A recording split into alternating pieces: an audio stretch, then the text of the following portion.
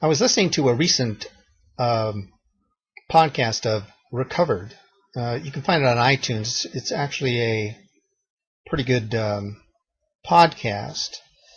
A little rough at times. They use some very rough language, but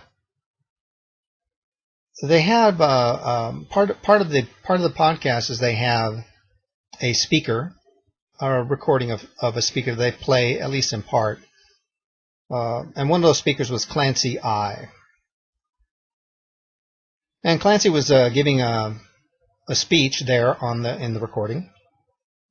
He was talking about how he went to a convention, and I think it was down there in San Antonio recently. At this convention, they didn't recite the Lord's Prayer at the end of the meeting. And he was complaining. He said they had told him that it was offensive. They didn't want to offend anybody, and he was...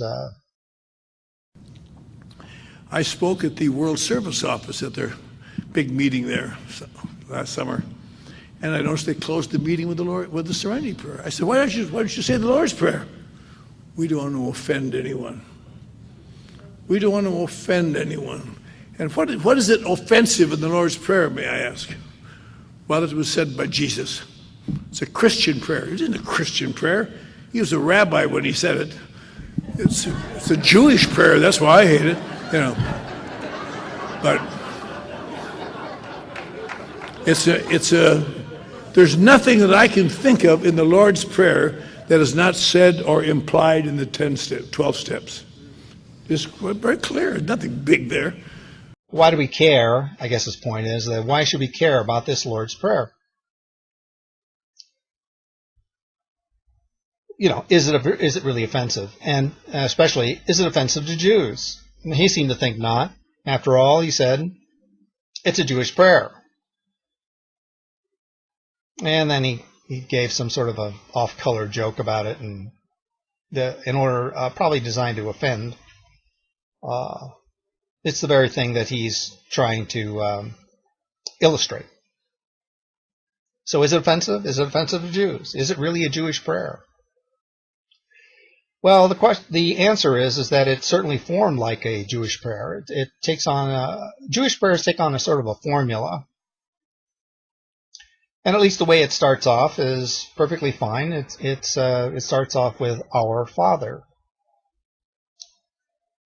There are Jewish prayers that start off this way. There's the probably the one most familiar with us to us would be the Avinu Malkeinu. Avinu means our Father. Malkeinu means our King. So the Avinu Malkeinu is a prayer usually recited, right around the high holidays, or you can look it up in the Art Scroll Siddur. I probably have an Art Scroll here. Let's see. Yeah. Let's see here now. Let's look it up. All right, we're getting close. The Dewey, the Confession. Here it is. Avinu Malkeinu, page 121 in your Art Scroll Siddur, the Ashkenazim. Our Father, our King, we have sinned before you. Our Father, our King, we have no king but you, etc., etc. It goes on and on and on.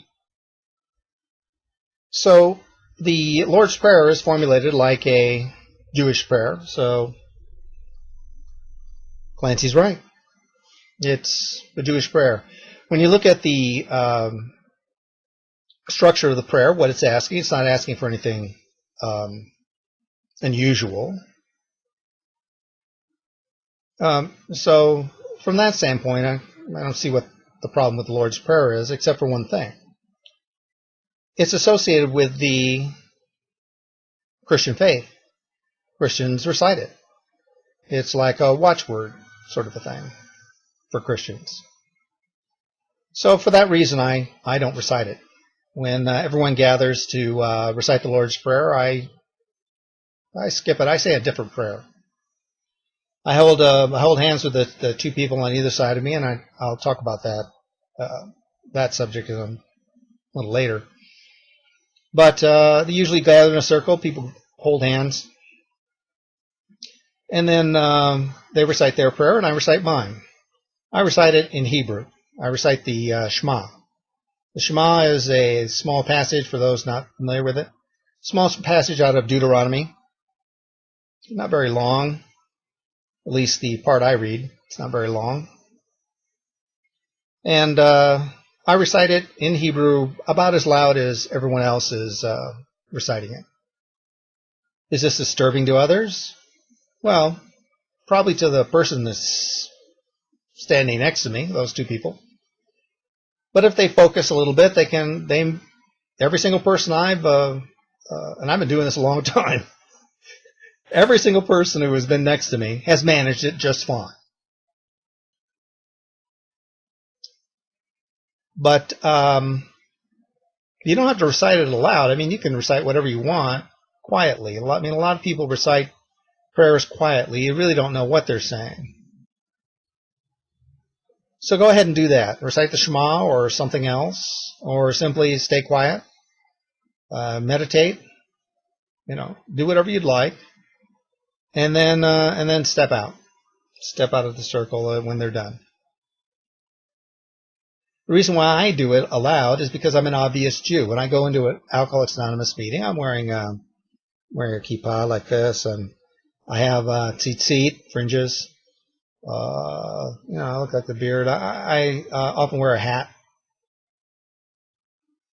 black hat, and so I look like a Jew. What else could I be? And as a Jew, because I look like a Jew, I have to represent the Jewish people as best I can. So I can't be doing a lot of stuff that seems wrong, strange. Listen, if you don't like it, start your own darn meeting and recite whatever prayer you want to end with. And if everyone else likes it, that's fine. And often that's why a lot of meetings come into being, because some member doesn't like the way things are run. Maybe they don't like the coffee, or they don't like the prayer. And because of that, and they can't get the group to change, they start their own meeting and run it the way they want. So that was my response on the Jews reciting the Lord's Prayer in AA meetings. Okay, thanks.